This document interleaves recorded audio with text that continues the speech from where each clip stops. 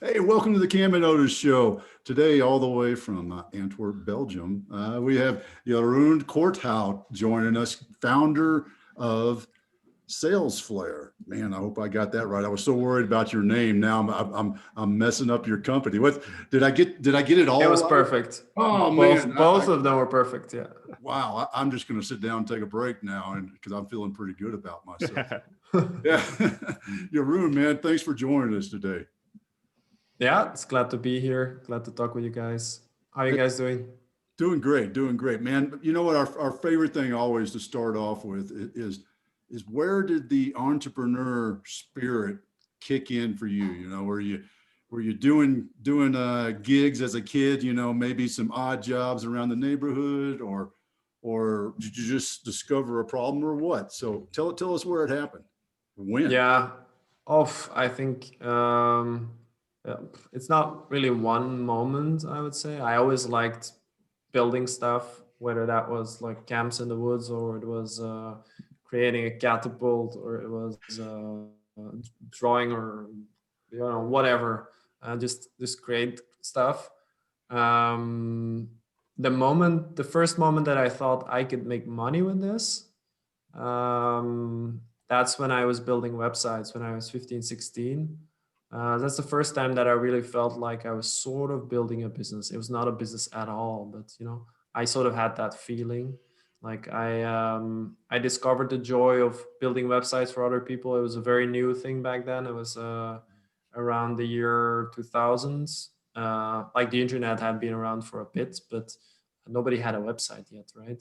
Mhm. Um, so I started building websites primarily in something called Flash, which is just killed this week. I think that was the last week for Flash. It lasted Uh, this long, yeah, huh? it was a period when people would like build full Flash websites, Wow. like and at the end when I stopped building those, like parts of the website were only Flash, and then after the real the it all went down when the guys at Apple said that they weren't going to support Flash. Mm. That's when it started ending. But back then it was very fancy, very animated websites. I could all kinds of things would move if you click here and there, whatever. And I had a lot of fun. I earned a bit of money. Sometimes it was also I got something else in return, and I saw myself really building a business one day. Mhm. I remember thinking about me having this kind of web design company, and I always knew I was going to study engineering, partly because my dad sort of raised us that way. Mhm. But at that moment, I thought I was going to do computer engineering because that was going to bring me closest towards having my business. The next thing I think I did after building websites as a kid was I discovered the joy of buying and selling phones, so cell phones. Mhm. I would mostly buy them cheaply from someone either in the UK or in Germany, and I would then resell those in Belgium. And very often also cell phones would stick to my fingers when they were too nice, and I would always have a new one, which was part of the fun also. That Um, cut into your profit margin pretty bad, didn't it? yeah, well, it's I could upgrade them cheaply, and actually I continued upgrading cheaply until today. I never buy phones firsthand. Mhm. I keep track of secondhand websites, and when there is this person who sells it way under the price, I'm there. I buy it, and when I sell my phone, I also have a bit more patience, and I wait until there's somebody who needs it very urgently, and I'll sell it above the price, and that way I actually never pay for a cell phone almost, Wow, and I upgrade them all the time. So it's impressive. yeah, it's fun. So one thing I wanted to go back to, and I was doing the math before you gave me the year, but going back to the early 2000s and building websites, I'm just a little baby at that point. So this is all imagination from my side of things. But what was it like working in that field during that time? Because like you mentioned, the internet had been around, but not everybody had their websites. It's kind of this transitional period of time. What kind of guidance did you have, or were you kind of just going in there making it up as you went and figuring it all out? The last thing, yeah, figuring it all out as I went. It was way harder back then to organize stuff.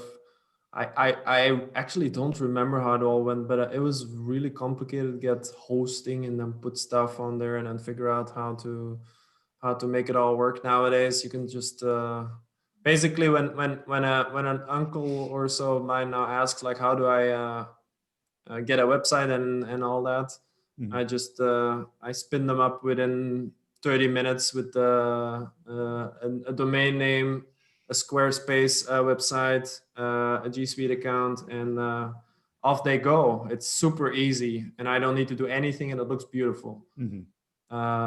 Back then, it was it was completely different. Actually, a few years before that, it sort of started off with the whole GeoCities movement. I don't know if you guys remember that, where there was I a won't. website on which you could easily build your own website. Mhm.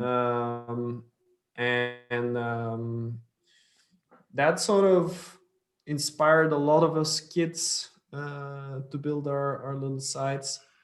But it wasn't very professional or so. It was these sites with this funny animations and these counters on them and stuff. What I built in Flash was actually proper looking sites. Good. I'm curious, how much has that time you spent really, I'll throw it out, as a pioneer during that time? Might not have been one of the big ones, but you were out there doing the pioneer work. How has that played into your knowledge and your understanding nowadays? It certainly still helps.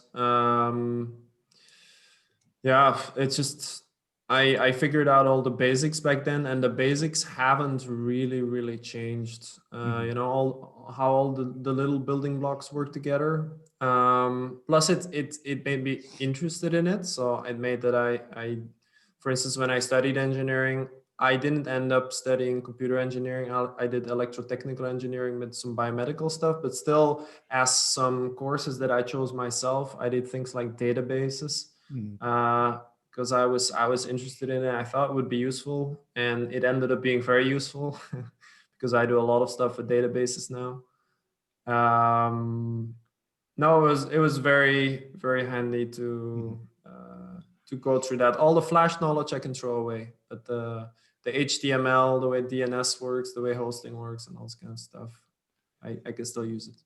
How much do you think the other schooling, if you will, the other different areas of study played into your creativity in this? Because I think that's something that we see with different people we talk to, and folks you read about and stuff, that people who are in an industry for a long time can have trouble with the creativity side of things, but it also, you need that foundational understanding to get any real innovation. So it sounds like you have this good mix of the foundational understanding and then also some outside knowledge to give you a wider perspective of things.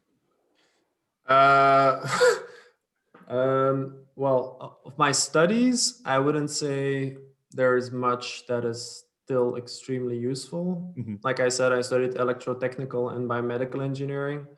I used that sort of for a while in my previous two jobs, because I was working first in a pharma company Mhm. in marketing, and I could understand some of the healthcare stuff. And then I worked in a marketing consultancy that helped pharma companies to digitalize. And there's sort of the healthcare understanding was helpful, but Right. really the whole how websites work and stuff Mhm. was way more important. The part of my education that I still carry with me the most is that 1 year I did at business school. Mhm. That was none of the courses went really deep, I must say, but it was a very broad sort of set of courses that is very helpful at understanding how to run a company, even though it was very much directed at people working in corporates in the end. Right. There wasn't much, yeah, trying to make you understand entrepreneurship. We had an entrepreneurship course, but really also that was more about corporates than about entrepreneurship. Mhm.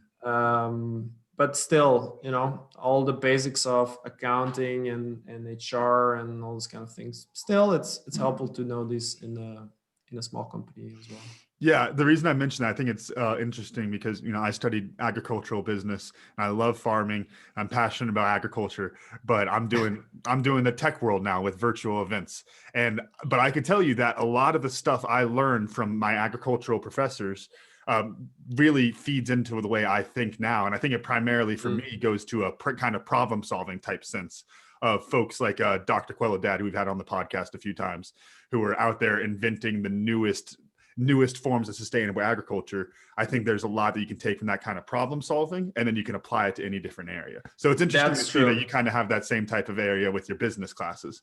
Yeah, no, but the engineering background, I get on podcasts and people are like, "Oh, you structured this answer so well. You must have studied engineering."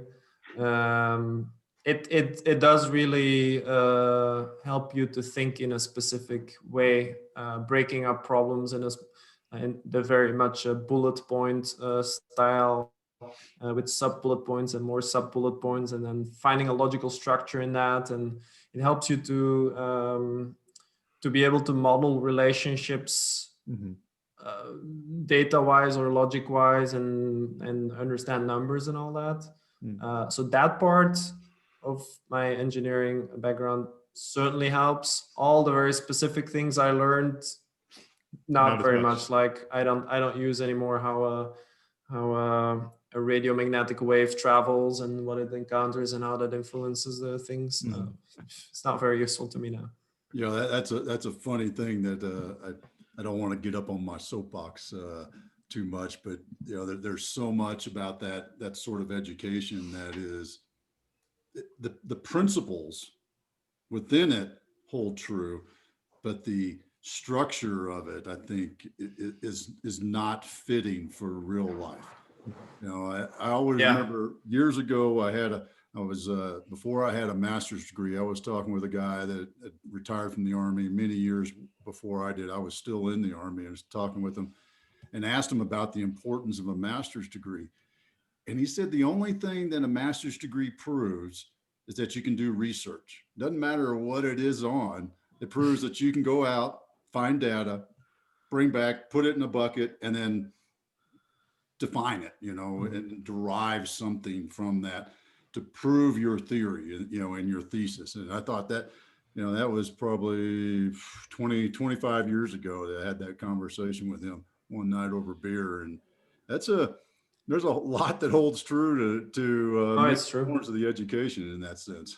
Yeah, the father of my best friend, he didn't have an engineering education, and he would always tell us, "Oh, it's real nice that you guys go to university, but really, it doesn't mean much. It's just reading some books." He always said. But then, if you think about what like university is really about, like the way it's structured, it's creating researchers and professors, like you said. It's professors teaching you to become a professor one day. Yep.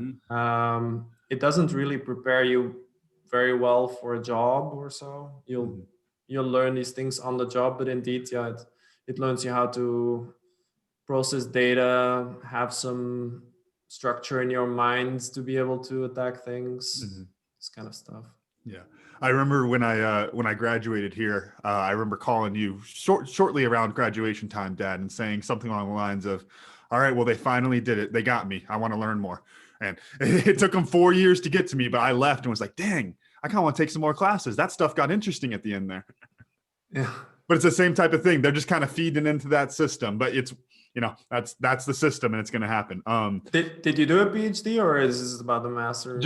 No, just bachelor's right now. I've been thinking about things to go back and study because I'm interested in all of it. But then it's, I think, and maybe this is an interesting topic now that we're getting into it. I'm currently kind of weighing in the future of, okay, do I go back and study and actually get the piece of paper or anything up there? Or do I just keep reading the books on my bookshelf and learn that way? Because I think there's a lot to be said for both sides of that. Depends where you want to go with your life, I guess. Yeah. As we're not living in Germany, I would say go with the books on your bookshelf. in Germany, if you want to do anything, you need to have a PhD. Mhm.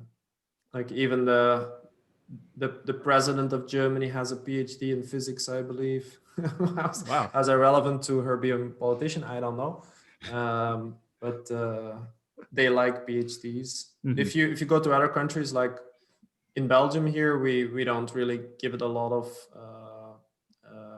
value. Mhm. Having a PhD is really helps you if you go in research organizations. It helps you if you want to become a professor, but otherwise, it's not really Mhm. a great thing. I You know, think the other side of this, choosing I your was own gonna, books is often really much better. right. One thing I was gonna bring up, Dad, when you were talking about the masters is I was seeing an interview earlier this week, Elon Musk talking about how America has an MBA problem because everyone wants to go get their MBA and then just get into business. And so you have a bunch of people with MBAs who don't really know the field they're in. They don't understand the technicalities of what they're building or anything like that. They just know how, you know, just like you were saying, I almost said Jeroen, with the schooling, how it was the business schooling, because I experienced this too. It's all kind of corporate, doesn't really have that many tools. You know, it's all about being in boardrooms and making presentations and that kind of stuff. And that's a very small percentage of what you're actually going to wind up doing in the real world. Yeah. If you MBAs can function in a corporate world where you're not doing very hands-on work, I would say. But if have some MBAs run a startup and it's not really going to end well, wouldn't recommend that. Well, speaking of startups, let's shift a little bit. So tell us what was the problem set or the catalyst that caused you to start up Salesflare? Yeah, so I told you about that marketing consultancy where I worked. We used to use Salesforce there. We only didn't only use it internally. We were also deployed it at customers. Like I said, we were helping pharma companies digitalize, and often when we do projects, big marketing campaigns, and maybe with a sales aspect and all, we would organize it centrally in a CRM. It would always be Salesforce. They were big companies; they needed new stuff, and Salesforce. But when I tried to use it myself, like because I also had to use it to organize my sales. I bumped into a lot of issues. It didn't seem like it was really built for me to do my sales follow-up, although people would tell me that it was the case, and their marketing website would tell me it was to organize my sales follow-up. When I used it, I was like, I really tried, but I couldn't. I kept organizing myself, and I used Outlook at the time. I had my mails there, I had my tasks there, I had my meetings there, and I had Wunderlist also, so sort of task list thing. I saw that none of my colleagues was using it for sales follow up. The only one who actually really loved it was our CEO. Because he could pull reports on our pipelines. He could see like, okay, so this is how much we're gonna sell this month, next month, the year. This person is making that much, this much versus quota. And that was also then basically how we use it ourselves. We wouldn't really use it to organize ourselves. It was mainly a reporting tool, which was a huge missed opportunity, first of all. But it also makes that a lot of things in a company don't really run well if you don't fill it out well. You might end up talking to the same customer until you find that out. Also, we were in an international setting, so we were often talking to the same organization in different countries, no visibility on that. The sales meetings often turn into misunderstandings or fights, whatever you want to call it. Because of these kind of things. And our CEO would then always say like, what's not in Salesforce doesn't exist, but I didn't do anything with that insight for a few years until I was really for ourselves looking for a good tool to organize our sales. We were working on another software company back then. It was a business intelligence software company. We had software that was compatible to IBM's. So we went to a big IBM conference and we had an enormous amount of leads when we came back. And they were all good leads. Like everyone was interested to use our software. It was 130 people or something that said they wanted to. So we wanted to convert those all, and we needed a system to organize ourselves.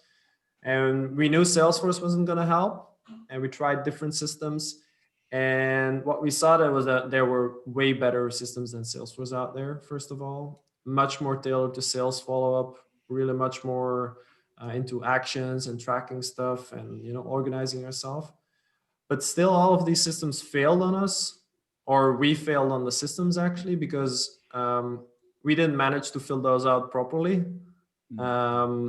It always required way too much discipline, and really consistent discipline, because if at any point you sort of start slacking and you don't fill out everything that you do, or every piece of information you get, every new person you meet, all these things, the system becomes useless very quickly. So our system to organize ourselves and to make sure that we would follow up all these people perfectly every time fell apart, until the point that we figured that actually the things we were inputting into a CRM, we didn't really need to input them, because if we would only build a system that would get that information where it already was, like the emails are in your mailbox already, the people you're in contact with are there, they share information in email signatures, there's some stuff in social media, there's meetings in your calendar, there's phone calls in your phone, there's email and web tracking you could link up, a whole lot of things a system could pull together, and then you don't have to keep track of all that manually, and it organizes itself for you. And then from there, it's much easier to do your sales follow-up. That was our very initial idea, and that's what we sell today. We go further than that today, because as soon as you automate that data, so much more is possible as well. So you can have automated reminders, you can set automated emails and all that. So did you end up like coding it yourself? Y'all do a straw man one night, you and your partner, and kind of draw it out, sketch it out, or what? How'd you put it in? This idea that we need to fix this. Very initially, we had a lot of sketches, sketches of like, okay, then this is going to work together with this, like that, and we would go to the bar, and over beer we would have this kind of discussions. I must say that the discussions only really went forward when we said, okay, maybe we should do this without alcohol. And then one day, I think when we really got started is when we figured that we needed money to get started. And we saw this because otherwise we couldn't focus on this at all. We saw this opportunity at Kima Ventures, at Kima 15. In 15 days, you could get 150K for 15% of your company. And we started following all the instructions they had on their site, like read this book, do this, do that. And that's when we said like, okay, let's go for this. I built a deck, like the typical investment deck, the sort of the 10-slide investment deck, detailing what we were going to offer, what is the problem, what is the solution, what is the markets, who are we, the usual stuff. And my co-founder, he made a little prototype. He's the technical guy in the relationship. When we had these two things ready, we sent that to Kima, and they told us that we were a bit early stage, which we were, because we just started the company a few weeks earlier. So we didn't get funding there, but it really got us started. The same things we submitted to an incubator and accelerator, we got into both. And then we started working on things. We built something small that we got in the press, and things sort of started rolling from there until we really started taking it seriously by doing customer interviews and really planning out the product and all that. Well, that's a great way of doing it, and I love the fact of you can create while you're having alcohol, but you sure as heck can't move forward while you're having alcohol. That's No. It's good for ideas, but it never gets serious enough. that's right. You hear that, Camden? Oh yeah. No, you got to solve all the world's problems, but make sure you bring a pen to write them down, right? That's right. Yeah.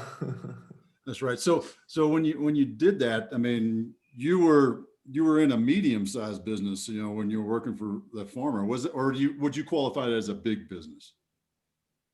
The consulting I was in, Yeah, yeah. When you were I doing, was imagine when I joined it, it was a 35-person company. I think when I left, there was around 60 people. so pretty small. We So. Yeah, it's not a big company. No, we would work for massive companies, but we were not that big. Um, no. No, that's a really interesting thing of you're working for these big companies, but you're in the small company and you saw the problem, not in the big companies, but at the small business size. And Yeah. so, Actually, I saw the same issue in the bigger companies as well. Now in pharma, people don't really do sales; they do promotion. It's a bit different. They don't like you don't go to a doctor and say buy this drugs. No, it's more complicated. You say to the doctor, it would be good if you prescribe these drugs, and then doctors prescribe it. People get it at a pharmacy, and it's very complex sort of situation. But also there, people were not at all properly filling out which doctor they saw and all that. So it's a huge mess. And our very initial idea of Salesflare was actually not to build a CRM, like a customer relationship management software, but to build a sales platform which we would hook up to a CRM, because we figured that the biggest issue was in large companies. That's what we thought at that moment. So we would build something like there are customer service solutions out there which connect to your CRM. We thought, what if we build a sales solution that connects to your CRM? I mean, salespeople can also have specialized software, right? But any company that would try to sell this did not like the idea so much. They didn't want to have another piece of software. They wanted to fix what they already had. Plus, they didn't see the synchronization ending up well. Like they didn't trust that. And then we saw that actually what we built, the guys around us in the startup incubator liked it a lot. And then we thought, maybe we didn't build something for big companies. We built something for small companies. Huh, I think that's an interesting discovery there that is really relatable to a lot of entrepreneurs, of kind of building up a product with a market in mind or a target audience in mind. And then as you start moving forward on things, you go, oh, maybe those folks over there might be more interested in this. Yeah. Yeah, it's a very important part of launching a company is trying different markets, trying different, like you have a very crisp problem in mind, probably when you start something. It's all about then finding like which solution fits on that.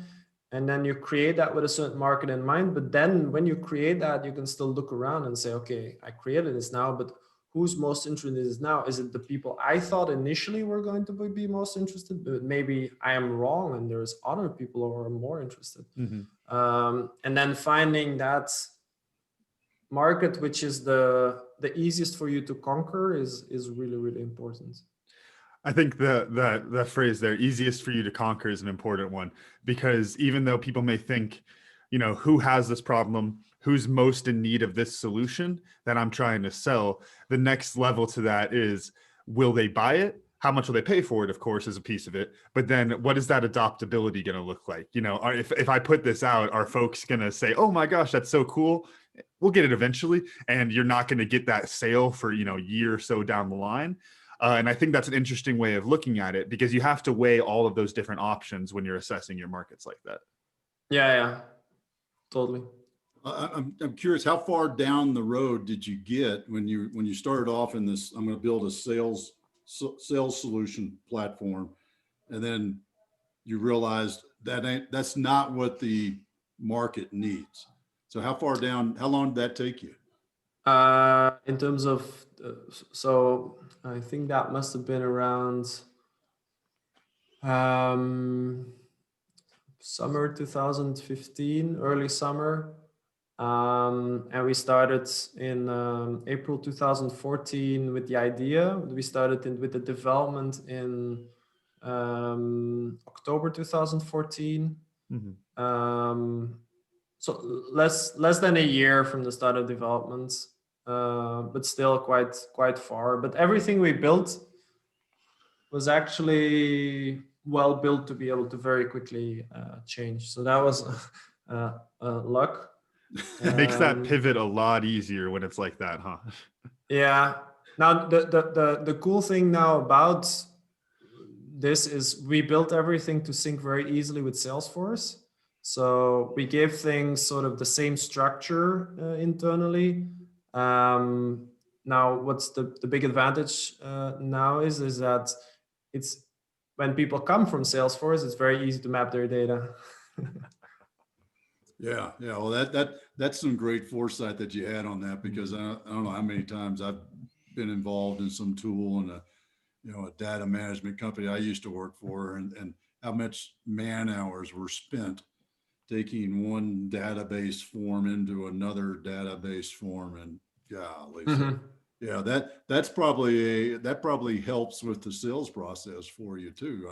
It definitely helps a lot. Yeah, a lot of CRMs are sort of we mentioned. We noticed then afterwards structured in a similar way. There's just some that have some more creative structures, and that's sometimes a mess, but still doable.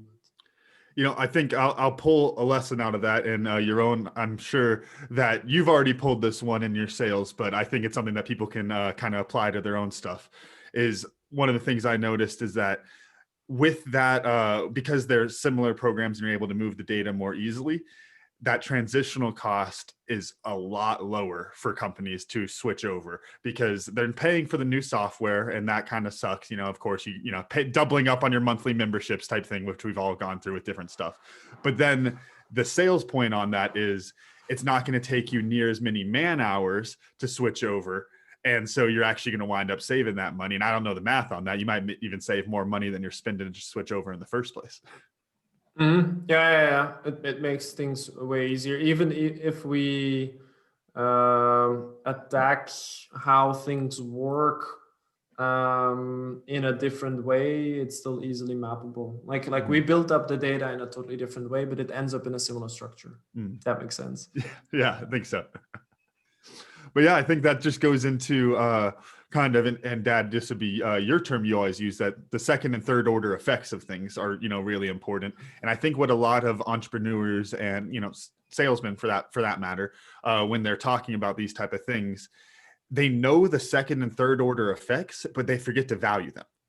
And they forget to put that dollar amount on there and then add it into their sales pitch, because those second and third order effects are just as valuable. And the problem is, and the reason that you have to identify them, put that dollar sign, make it more tangible, is because the person that you're selling to isn't going to see those second and third order effects most of the time. Yeah, no, I was on another podcast yesterday. It's a value clarity podcast. It's about a guy who actually focuses specifically on helping salespeople to show value to their customers. And he showed me this model he has, which is sort of like the known unknowns and the unknown unknowns and stuff, but it then on value. So there's like, he says most companies, when they sell, and most salespeople, they will only sell the value that everybody knows about. And then it's very hard to differentiate, because think about CRM websites. We all know what the known value is, and we all have it on our site. So somebody who tries to look for a CRM will go to every site and say, like, they all look the same. What is different in these things? But then if you actually know these second and third order things, and you sort of develop those, and people don't see them anywhere else, then you might resonate way more with them than the others. Just takes more digging. It takes more research. Takes a better understanding of your customers and the situation they're in. Yeah, the example I'll pull out from that, kind of a little random one, but I think it kind of paints the picture that we're both talking about right now. And I'm not sure if you know the company. I think they're just in America, but Enterprise, the car rental company. One of the things that they did, which I think is one of those, it's like, you don't know you need it until you need it type thing, is what they do with the picking up and dropping off the car for you. That if I'm busy and I'm a busy entrepreneur and I got to rent a car, they're going to drop it off at my front door and I can just go out and drive off. And I don't have to go through that whole process. And I think it's one of those things where you're kind of talking about how you have to really look at the customer, see what they're really valuing there, see what kind of problems they're actually facing. Because the reality for that, and for that example, is everyone was addressing this one problem, but there was a second problem that was right next to it that nobody was even thinking about. And because they were able to address that, their company did very well. Yeah. So mapping that whole experience out and all that. Yeah, we can learn a lot in that respect from guys in the hospitality industry, I think, who map out this whole proper user journeys, not like user journeys people think about in software, but like the whole thing. I know that even the founder of Airbnb has this exercise with where he maps out like what does a 1-star experience look like, a 2-star experience, and it goes to 5-star experience. But then he starts going further and he says, how does a 6-star experience look like, and a 7-star experience, and then every time it goes further until like an 11-star experience. To really think like, think way further into what are all the things we could improve to make this the best thing it could be.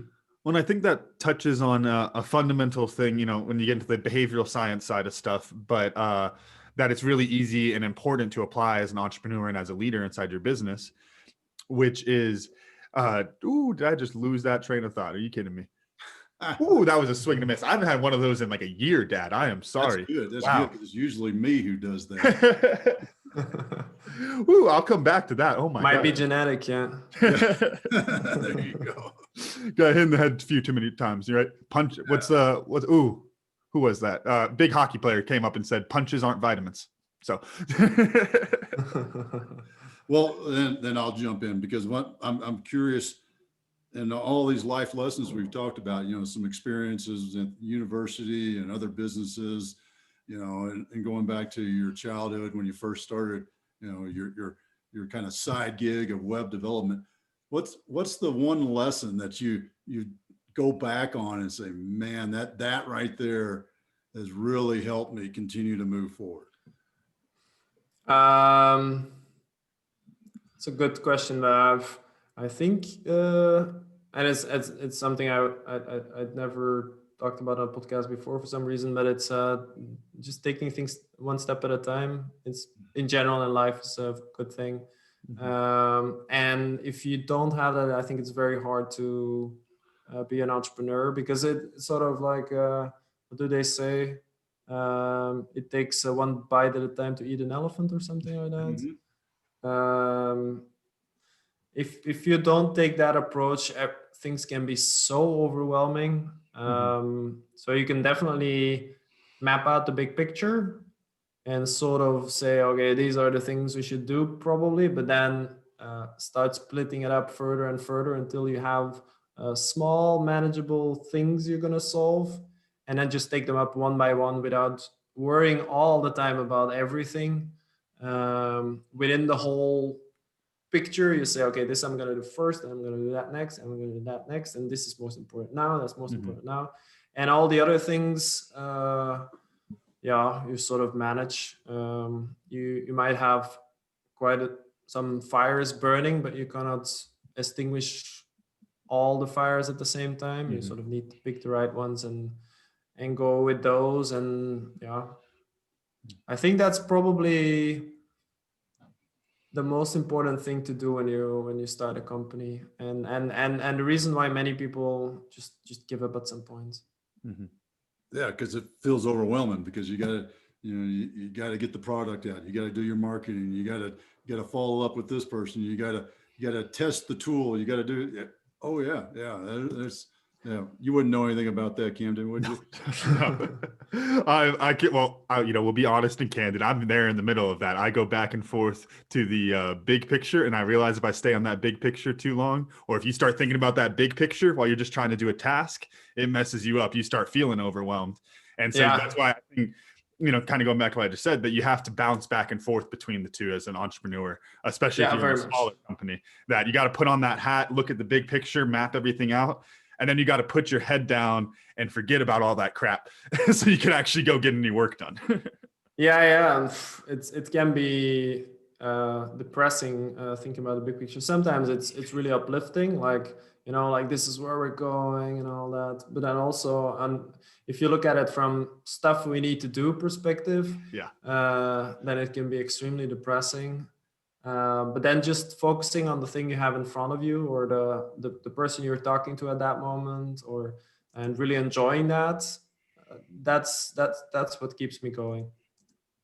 No, one of my favorite things I love to say is the fact that what you do in this present moment sets you up for that future. But if you're worrying about that future and you're fretting about the future, you can't get anything done in the present moment, so you don't get to see the future that you want. Yeah. Actually, one of the related thing, something we've started doing this year in our company is my wife's actually reading the same book as I read a year ago. It's called Atomic Habits, and it's about habit building. And the whole book explains how to build habits on a personal level, but you can also build it on a company level. And that's what we did this year. What we tried to do is instead of focusing on all these lofty growth goals and all that, that's nice, but it doesn't really help you. It's sort of like it depresses you when you look at it and you're not there yet. It doesn't pull you forward or so. So what we did instead is, in the beginning of the year, we defined where we want to get, but then we defined how are we going to get there, and what do we need to do consistently to do that. And a lot of the habits we put forward were around improve this, improve that, and improve it on that many times on a monthly basis. And then we track like how many improvements we did, for instance, to our onboarding, how many features we added, how many support approach improvements. We have a bunch of those, and we do those on a consistent basis. And just by doing that and focusing on doing them very well every time, in the end, we get to the result. And that is so much more motivating also. Definitely. You got to check those boxes. It feels good to check things off the to-do list, right? Yeah. It needs to translate from the yearly level to the monthly level to we do planning on a bi-weekly basis. And then every day I have my daily to-do list as well that I'm checking off. So it's goes from the very big picture to the task at hand. Exactly.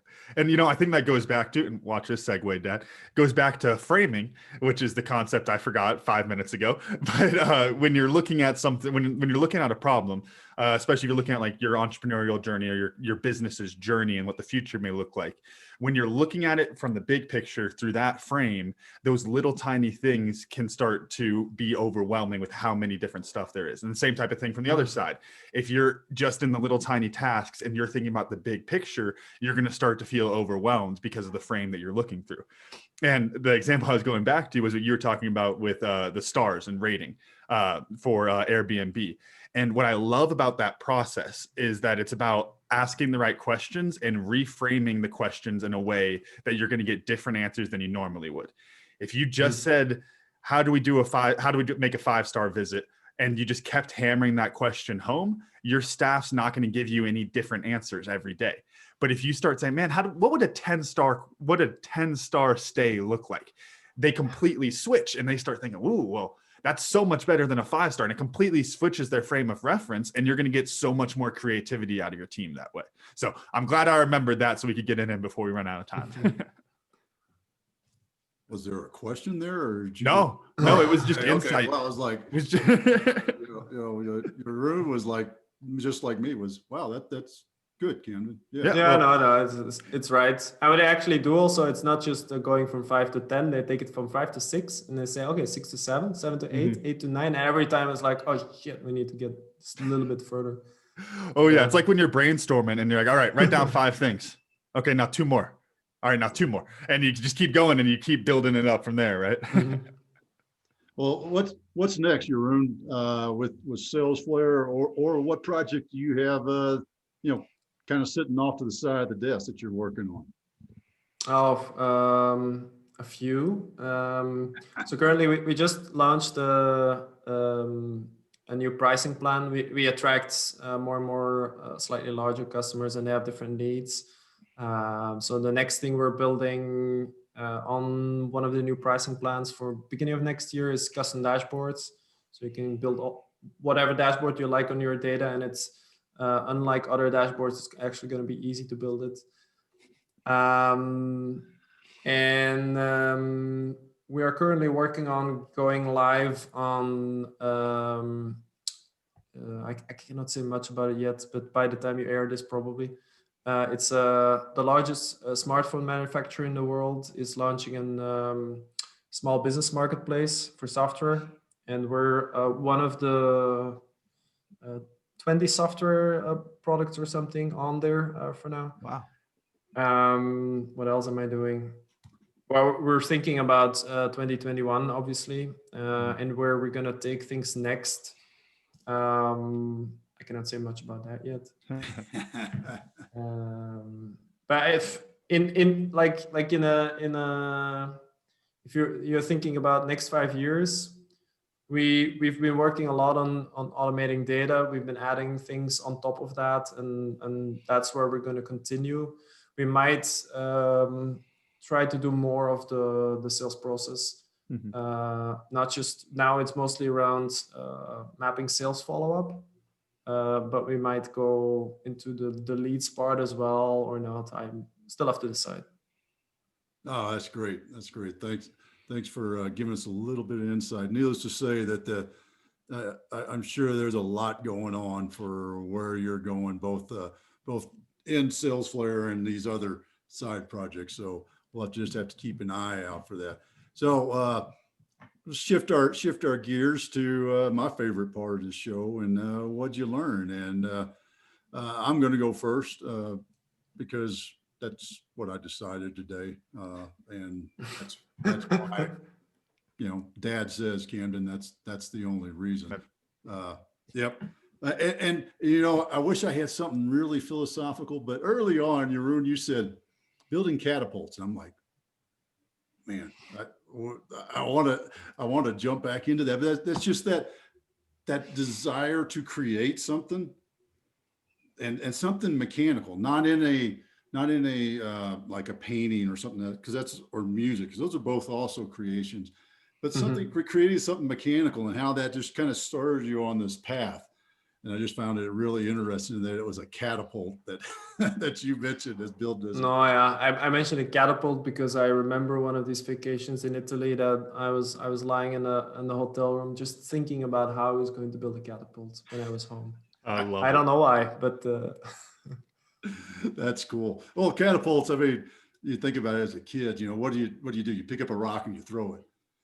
And a catapult allows you to throw that rock further. So that's, that could be the tie there. So Jeroen, what'd you learn today?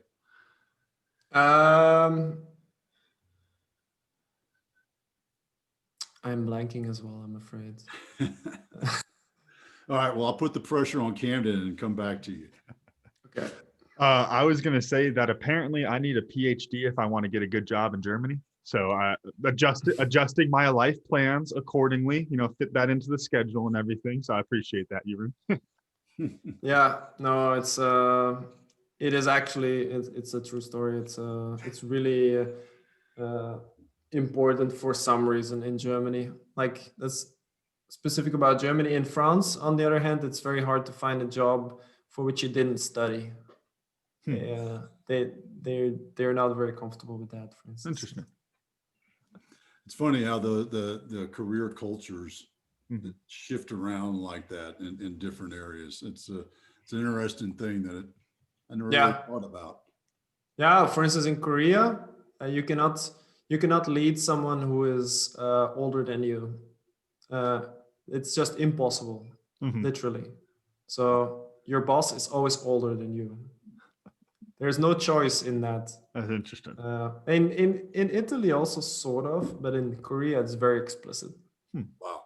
Wow. That's a great little cultural nugget. Thank you. So Jeroen, how do people learn more about Salesflare or get in touch with you if they got questions about it? If you want to learn more about Salesflare, you can just head to salesflare.com, and it's FLARE for the flare. And you can read all about it, but you can also try the software. There's a button, try it for free. And then you get a trial of anywhere between 7 and 30 days. It starts off with 7, but as you set up the software, you get more days, because we try to motivate people to set it up further. We've seen that people who set it up further are actually way more successful. I love And that. that's people who set it up further during the trial are more successful in the very long term. And if you want to get in touch with me, you can do that on LinkedIn. Just send me a message, but with a connection request, but with a personal message, because otherwise I have no idea that you heard about me on the Cam and Otis show. And you will be part of the sea of spam I get every day. Awesome. Well, hey, man, I really appreciate your time today, and it's great to get to know you a bit better. Camden, run us out. All right. Thank you all again for listening to today's show. Special thanks to Jeroen Corthout for joining us today. And thank you to our sponsors, MASH, Military and Athletic Strength Hemp Oil, and Verbi Virtual Events. You can check out recent episodes of the Cam and Otis Show on Spotify, Apple Podcasts, wherever you get your podcasts, and check out the full archive at thecamandotishow.buzzsprout.com. Cam and Otis Show is on Facebook, Instagram, and Twitter. Thanks again, and we'll see y'all next week.